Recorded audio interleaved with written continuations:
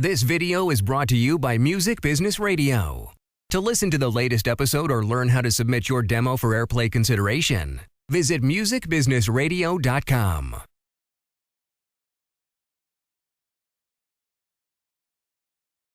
Hey, it's David Hooper from Music Business Radio. I was speaking recently at a seminar with Bob Baker, and he reminded me of a presentation I had done 3 or 4 years ago. One of the bands I'd worked with, and one of them I have not, and I'll let you figure out which one that is. But I was bringing up the parallels between the two, which is something that most people wouldn't consider, and something that I think will help your marketing. What I was talking about is how successful musicians have a niche. They say that if you try to please everybody, you'll please nobody. And I see a lot of bands come through, and they say, oh, you know, everybody's my fan. You know, grandmothers and kindergartners and priests and nuns and the guys hanging out in the tattoo parlors. And, you know, that's not a good way to do things. It's going to increase your marketing costs. And like I said, if you're trying to go for everybody, you're going to please nobody. It's better for you to niche things out and really, really, really be great to the people that you're trying to go for, rather than just be kind of all over the map. I always use an example of like Michael Moore and Rush Limbaugh. Now, if you like one, you probably hate the other. And if you like the other, you probably hate the first one. So, you know, there's still a lot of people that are interested in Michael Moore, and there are a lot of people that are interested in Rush Limbaugh. You don't have to try to go for everybody and get like a huge piece of the pie. The worst thing, if you've ever listened to our show, Music Business Radio, and you can do that at musicbusinessradio.com, the worst thing when we review demos at the end is if they're just kind of in the middle. People remember the bad, and people remember the good, but if it's just kind of in the middle, nothing's going to happen for you. So on with the presentation. This one is, these are just some old slides, so forgive, like you can see the markups and things in them. This is not a polished presentation here by any means, but it's important and I want to talk to you about it. So case study number 1, there's a band called Lords of Acid, and this is a band you may or may not be familiar with. Here's one of their album covers, and they have songs which include The Crab Louse, She and Mrs. Jones, Young Boys, Dirty Willie, and Drink My Honey. This was their second album in the U.S., had lots of club play, but you can't get on the radio with this stuff. It's very sexually charged. It's the kind of stuff that just drives the FCC absolutely nuts. So the promotion that we worked on for them included adult bookstores, strip clubs, tattoo parlors, body piercing parlors. I mean, you know, look at the imagery here on the art here. Yeah, it's that kind of band, and it works really, really well in that kind of situation. I mean, people get really, really excited about that when you're in like a sexually charged environment, like a strip club. They're like, oh, you know, they need to have that kind of music. They don't want like Rafi, or they don't want, you know, David Hasselhoff or something. They want something that's kind of adding to the image. And we're doing stuff like a strip club record signing, girls dancing to the record. It was a lot of fun if you're into that kind of stuff.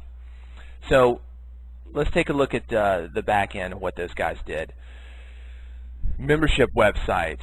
They could have an adult video series, adult novelties, photography books with maybe some kind of leather S&M kind of photography. There are a lot of options for a band like this that aren't necessarily music, and that's exactly what a lot of these bands are doing. Sponsorship opportunities. Doc Johnson, look it up. Mr. S. Leather, look it up. Larry Flint owns Hustler and a lot of other things like that. Trojan Condoms. There's so many great non-music sponsorships that you can get into when you've got something like this. And again, this is a niche. We're not trying to go for everybody. But let's look at it versus a band that you might not think of and see what happens. The other side of the coin. This is Lords of Acid versus Sandi Patty. And if you know, I think of Sandi Patty, I think of her as like the polar opposite of Barry White. I mean, she's a guy who could cool off Ron Jeremy and that would be after he'd taken an industrial strength Viagra and had washed it down with a gallon of Spanish Fly. Sandi Patty is going to cool you off. This is like music for nuns, okay? Songs include Make His Praise Glorious, Come, Let's Worship Him, Love Will Be Our Home, In Heaven's Eyes and In His Presence. Again, you know, she's sitting there in a church pew for the album cover. You can kind of get an idea of what it is that she's doing. But let's check out the back end. Membership websites, Bible study video series, Christian novelties, and tracks trying to convert people to Jesus. Now, do you see any similarities? If we go back to the back end for Lords of Acid, membership websites, adult video series, novelties, and photography books, it's pretty much the same thing. You both have a membership website.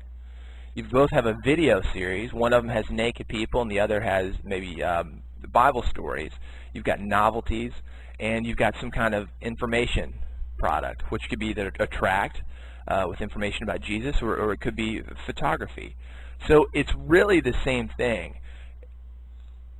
Sponsorship opportunities. When we were talking about Lords of Acid, they were going for like Doc Johnson, Mistress Leather, Larry Flint, Trojan Condoms. Well, with Sandi Patty, you could go to any church, Chick Publications, which is a tract company, any Christian bookstore, pro-life organizations, the people who value the same thing that you do. So there's a whole lot of similarity, and you know, you can, as a band, look at these things. If you're a Christian artist, you can look at some of the guys like Lords of Acid and see what they're doing, and if you're Lords of Acid, you can look at the Christian artists. These guys probably wouldn't get along if you put them in the same room, yet they're doing the same thing. And a lot of times what happens with, let's say, Christian acts is they follow the other Christian acts. You know, there's this saying, think outside the box, real, you know, cliched saying that I'm sure you're sick of by now, but it's really one of those things that you have to do. You take a business model that works and you transport it to something else.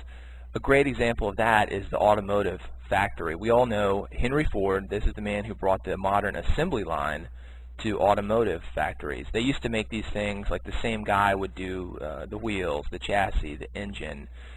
He put it in an assembly line format, and he got that from a slaughterhouse. Federal Express is the same way as a packaging service, and if you know how that works, you could be on the other side of the coast. They bring it back to a central location, sort everything, and then shoot it out. It's kind of like a hub for airlines. And they got that idea from banks. You know, what banks would do is they'll take it back to a central clearinghouse and then send everything out after it's sorted. So I hope that this explains the Lords of Acid versus Sandi Patty stories that you may have heard. And I hope that you can get some ideas on how you can promote your band by looking at others that you may think have absolutely nothing to do with you. Hope to see you online soon, and I hope that you'll check me out on musicbusinessradio.com.